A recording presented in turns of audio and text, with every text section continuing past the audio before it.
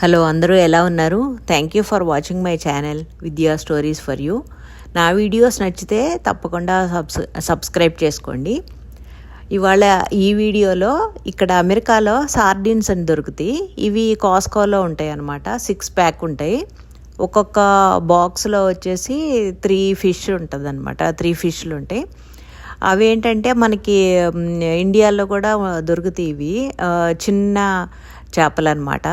వీటిని ఇండియాలో ఏమంటారో గుర్తులేదు, నాకు మర్చిపోయాను. ఇక్కడైతే సార్డిన్స్ అంటారు. సో ఇవేంటంటే ఇలా క్యాన్స్లో ఆలివ్ ఆయిల్తో అవి ప్రిజర్వ్ చేస్తారనమాట. సో దీంట్లో ఇంకా వేరే ఇంగ్రీడియంట్స్ ఏమి ఉండవు. ఫిష్ ప్లస్ ఆలివ్ ఆయిల్లో మ్యారినేట్ చేసి పెడతారు. సో ఇలా ఉంటాయి అన్నమాట. ఇవి మధ్యలో బోన్ కూడా తీసేసి పెడతారు. సో మనకి తినడానికి కూడా కన్వీనియంట్గా బాగుంటాయి.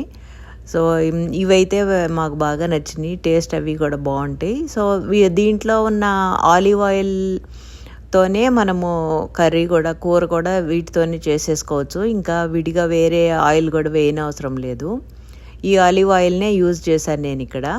సో మామూలుగా ఫస్ట్ ఆ ఆయిల్ ఒక్కటి వేసేసి మామూలుగా పచ్చిమిరపకాయలు, కొంచెం అల్లం వెల్లుల్లి పేస్ట్ వేసి బాగా ఫ్రై అయిన తర్వాత ఇంకా మామూలే మనము ఫిష్లు వేయాలి. ఇక్కడ ఏంటంటే ఇవి చాలా ఆల్రెడీ ఆలివ్ ఆయిల్లో మ్యారినేట్ చేసే ఉంటాయి కాబట్టి చాలా డెలికేట్గా ఉంటాయి అన్నమాట.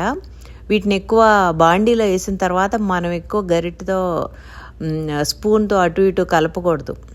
ఎందుకంటే వాటిని మళ్ళీ మనం ఎక్కువ కదిపామంటే అవి బాగా చితికిపోతాయి అన్నమాట, బ్రేక్ అయిపోతాయి. అందుకని ఒకసారి బాండీలో వేసాము అంటే ఇంకా వాటిని స్లోగా అలా బాండీ కొంచెం అలా తిప్పాలి, కానీ ఇంకా పెద్దగా స్పూన్ అది వేయకూడదు, స్పూన్తో తిప్పకూడదు అనమాట వీటిని.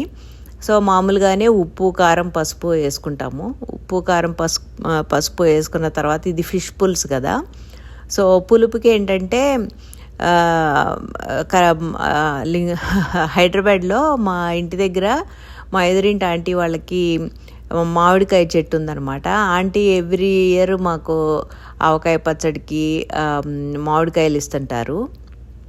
సో కరెక్ట్గా మేము ఇంకొక 4 డేస్లో అమెరికా వస్తామనగా ఆంటీ ఇచ్చారనమాట. ఇవి తీసుకెళ్ళు, నువ్వు అమెరికాకి తీసుకెళ్ళు అని. సో కాయలు అలా తీసుకురాలేము కదా. సో నేనేం చేశానంటే అప్పుడు బాగా ఎండలుగా కూడా ఉన్నాయి, మే నెలలో. వాటిని నేను సన్న ముక్కలుగా కట్ చేసి ఎండబెట్టాను అనమాట ఆ మామిడికాయల్ని. ఆంటీ వాళ్ళ చెట్టు కాయలు అయితే చాలా పుల్లగా బాగుంటాయి. సో వాటిని చక్కగా నాకు ఒక 10 కాయల దాకా ఇచ్చారు అప్పుడు ఆంటీ. ఇంకా నేను వాటిని సన్న ముక్కలు కోసి ఎండబెట్టాను. ఇంకా ఆ ఎండలకి బాగా ఒడియాల్లాగా అయిపోయినాయి అనమాట. ఇంకా ఆ ఎండబెట్టిన మ్యాంగోస్ని నేను తీసుకొచ్చాను వచ్చేటప్పుడు. సో ఇంకా ఇప్పుడు ఇలా ఎప్పుడన్నా ఫిష్ పులుసు కానీ మామిడికాయ పప్పు కానీ ఇలా చేయాలంటే నేనేం చేస్తానంటే ఒక 3-4 అవర్స్ హాట్ వాటర్లో ఆ ఎండిన మ్యాంగో పీసుల్ని నేను నానబెడతాను. నానబెట్టిన తర్వాత ఇందాక చూపించాను కదా, అలా మిక్సీ చేసేస్తాను. మిక్సీ చేస్తే ఏంటంటే అది చక్కగా పేస్ట్ లాగా అయిపోతుంది.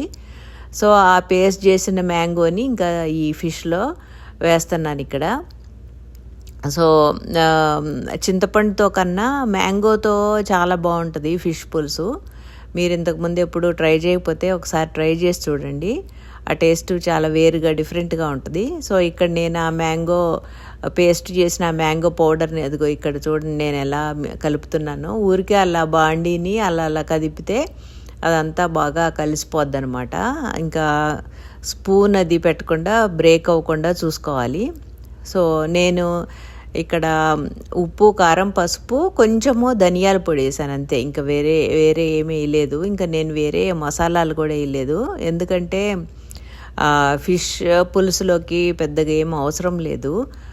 కావాలంటే కొంచెం కొబ్బరి వేసుకోవచ్చు. కాకపోతే ఇవాళ నేను కొబ్బరి కూడా వేయలేదు ఇంకా. సో ఇలా ఈ సార్డిన్స్ ఫిష్ పులుసు చేసుకుంటే చాలా బాగుంటుంది. ఇంకొక రెసిపీ ఏంటంటే ఇక్కడ చూడండి, ఈ ఆయిల్నే వాటిల్లో ఉన్న ఆలివ్ ఆయిల్ని నేను ఇక్కడ బాండీలో పోస్తున్నాను. ఇంకొక రెసిపీ ఏంటంటే ఈ సార్డిన్స్ని దోసకాయతో కూడా కలిపి చేసుకోవచ్చు.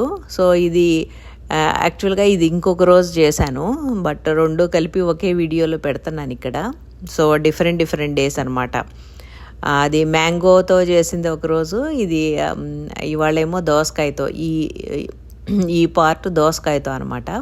సో మామూలుగానే దాంట్లో ఉన్న ఆలివ్ ఆయిల్ వేసేసి మళ్ళీ ఉల్లిపాయలు, పచ్చిమిరపకాయలు, కొంచెం అల్లం వెల్లుల్లి పేస్టు వేసుకొని అవి ఫ్రై అయిన తర్వాత మామూలుగా దోసకాయలు కట్ చేసుకొని దోసకాయ ముక్కలు వేసేసి ఉప్పు, కారం, పసుపు, కొంచెం ధనియా పొడి, ఎక్కువ అక్కర్లేదు, లైట్గా. ఎందుకంటే మళ్ళా మనకి దోసకాయని డామినేట్ చేయకూడదు అనమాట ఈ మసాలాలో, అందుకని మనం తక్కువే వేసుకోవాలి కొంచెం.